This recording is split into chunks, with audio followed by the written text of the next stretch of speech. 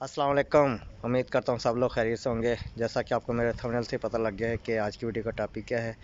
तो आज बहुत ज़बरदस्त एक अपडेट आई है रोमानिया के हवाले से। तो मैंने कहा क्यों ना अपने भाइयों को वीडियो बनाकर बताया जाए।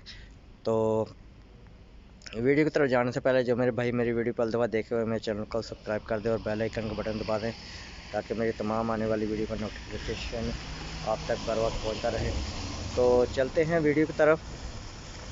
तो ऐसा है कि अभी जो रोमानिया के हवाले से अपडेट आई है उस उनके लिए बहुत अच्छी खबर है। जो मेरे भाई का वीज़ा लग चुका है, जिनका वीज़ा लग चुका है और वो 1-2 माह में रोमानिया आ रहे हैं, ये न्यूज़ उनके लिए बहुत ही ज़बरदस्त होने वाली है।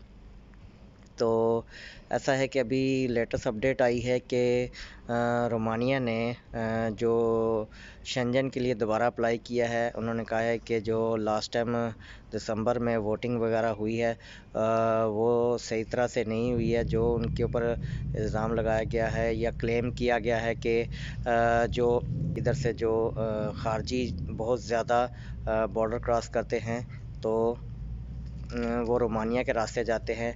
तो अभी रोमानिया ने कहा है कि दोबारा इलेक्शन करवाए जाएं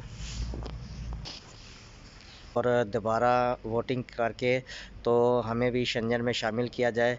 तो बहुत ज़्यादा उम्मीद है कि फरवरी में नहीं तो मार्च में दोबारा वोटिंग होएगी और इंशाल्लाह रोमानिया शेंजन में आ जाएगा।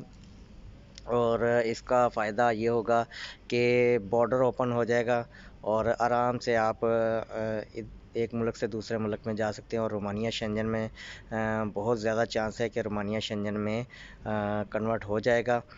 जैसे लास्ट टाइम क्रोएशिया शेंजन में चला गया है, तो रोमानिया के भी बहुत ज़्यादा चांस है कि मार्च में दोबारा वोटिंग होने पर इंशाल्लाह रोमानिया भी शेंजन में चला जाएगा। तो जो मेरे भाई रोमानिया आने वाले हैं, जिनके वीज़ा लग चुके हैं, ये न्यूज़ आज की न्यूज़ उनके लिए बहुत ज़बरदस्त है। तो उम्मीद करता हूँ आज की वीडियो आपको पसंद आई होगी। बहुत शुक्रिया।